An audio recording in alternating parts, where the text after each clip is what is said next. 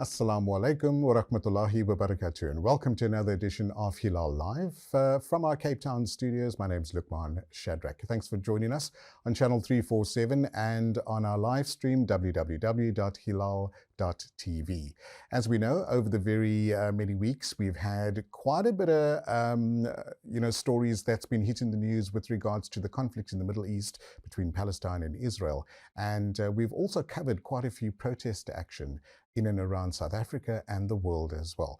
In studio, I've got a group of doctors or medical professionals who are hoping to also voice their concerns and let their voices be heard with regards to the conflict that is still going on. In studio, I'd like to welcome no stranger to the Hilaal family, Dr. Samina Parkar. Assalamu alaikum. Wa alaikum salam wa rahmatullahi wa barakatuh. In a very different hat this week. Normally we get you on as a dermatologist and giving vital advice. Yes. And then also she's brought along Dr. Ayesha Ryklief Fakier, who is a pediatric registrar based in Cape Town. Assalamu alaikum. Alaikum salam. Thank you. Shukr so much. Young individuals taking center stage with regards to a very, very important topic that's been, taking center stage in the world as well. Dr. Parkar, maybe we can start with you. Sure. You guys have decided to band together to let your voices be heard with regards to the conflict that is still ongoing. What is the name of your group, and can you tell us what is the reason and the initiative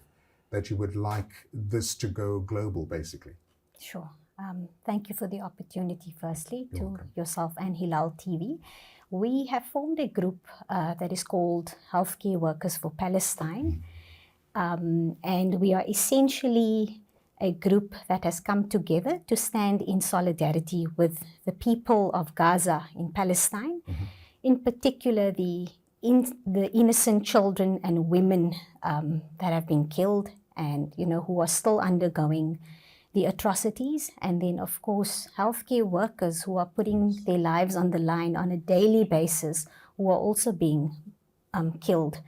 So that was the main reason for us to form the group, to raise awareness of this issue, and to hopefully get more people to know about what's happening and to join us in standing up for Palestinians as human beings. Absolutely. Yeah. I think it's the humanity factor that everybody would like to highlight. And is your group based primarily in the Cape Town area, or have you broadened the borders with regards to more people coming on board to support your cause? So at the moment, we have healthcare workers all around South Africa, Okay. and I think we've just reached a total over 1,000, Aisha? Alhamdulillah. Alhamdulillah. Group, yeah. As you know, Al Shifa Hospital was bombed as well. Yes. There were reports that there were quite a bit of devastation, to the point that the ICU had to be switched off at one time as well. And I'm sure as medical professionals, this is something that must have been very worrying when you heard this. Definitely, it's incredibly devastating. I mean, thus far, 4,000 children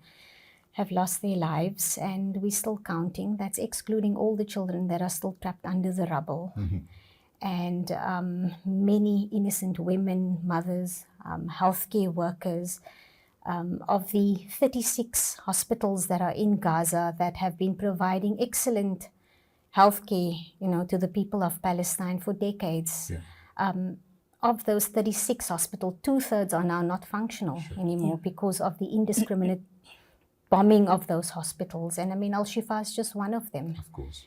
And it's quite devastating. And that, they've been making pleas and asking for help, and there hasn't been any, it hasn't been heard. It's falling on deaf ears. That's good. Dr. Ayesha, if I can bring you in on this time as well.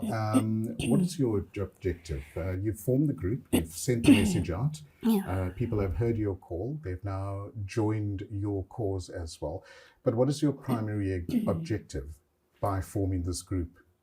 By forming this group as healthcare workers, we want to highlight that children, no matter where they live, need to be protected and not harmed.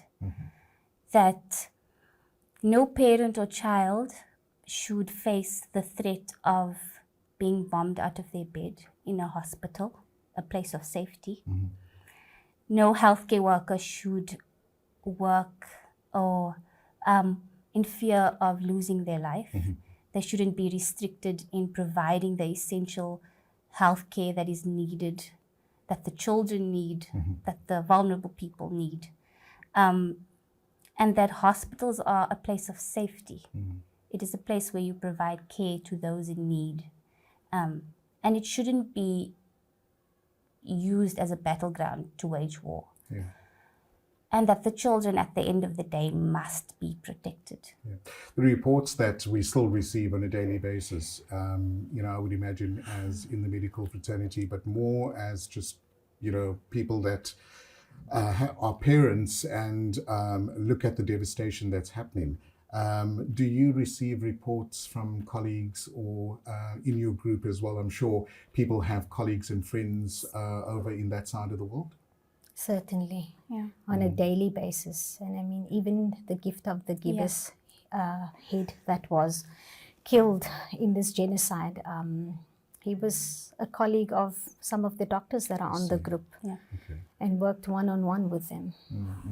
Yeah, I think the world hasn't seen something like this in a very, very long time. And to a large degree, I think that this is going to go on for still a good few weeks.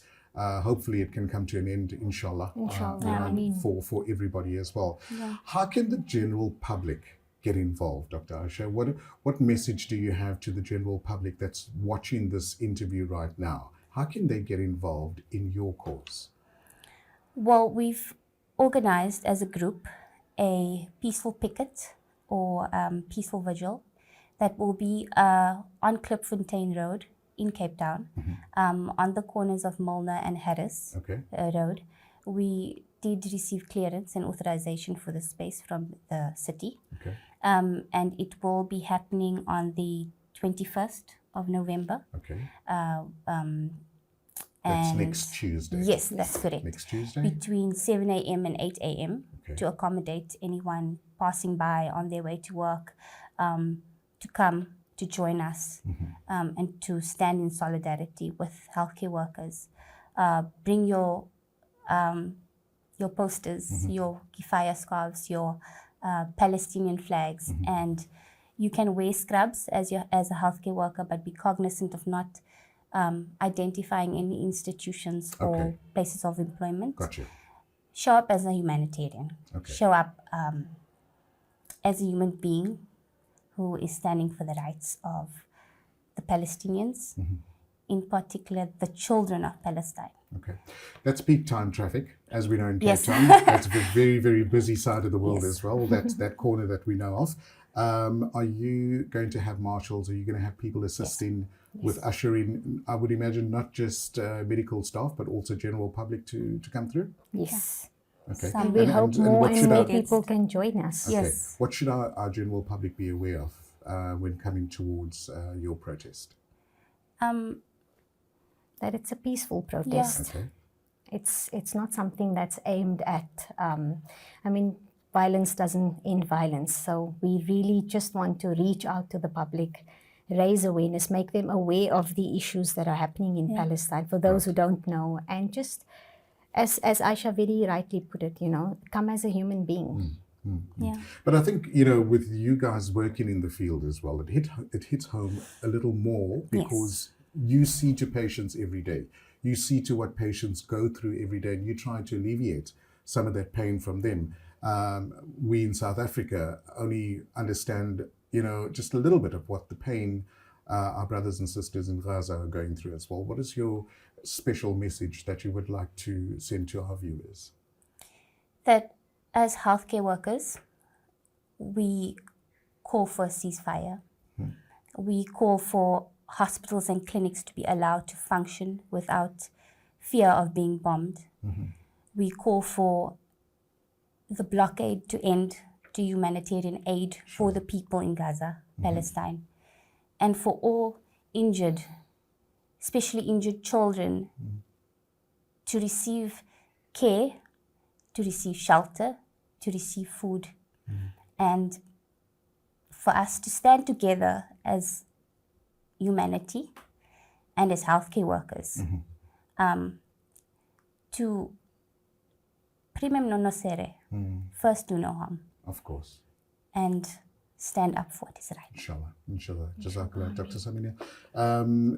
If we want to run through those details very quickly of how the general public and medical staff could get involved, if you'd kindly tell our viewers a bit more. So it is the peaceful picket that's happening on Tuesday morning between 7 and 8 a.m. on Klipfontein Road. And the public should bring their posters, their Palestinian flags, They give fire scarves, As well, their pins, definitely. their badges. Of course, yeah. And like you said, you would like them to not reveal where they work. So if they have any, name badge or anything like that, rather Yeah. not, or just cover it up, Yeah. because you don't want them to be affiliated as well. Well done to you guys for putting this together. I think this is obviously going to be more protest action to come. We'd like to hear from you guys, should you want to, or how do our general public maybe get involved in terms of get hold of you guys? Do you Yeah. have a social media presence? Oh, yes. Yes, we're busy working on that at the moment, We- and that should be released over the next day or so. We actually have a poster ready. It's been circulated just before we arrived here, advertising the event. Okay. It's also on Instagram. We have an Instagram page. And what is the name of the page? It's healthcare Workers. healthcare underscore workers underscore for Okay, underscore Palestine. okay, great. Yes, on Awesome. Instagram. Jazakallah so much for coming into studio. All the very best. Thank you so And much. we really hope that people, listen and, hear your call out as well. And we look forward to chatting in the near future, inshallah. Shukran so much for having the both of us. Afwan, Thank you. afwan. Shukran. And there we go. Doctors for Palestine, doctors or workers, medical workers for Palestine. Got it right the third time. Pickets happening on Tuesday morning between 7 and 8, corner of Klipfontein and Harris. You are still watching Hilaal Live.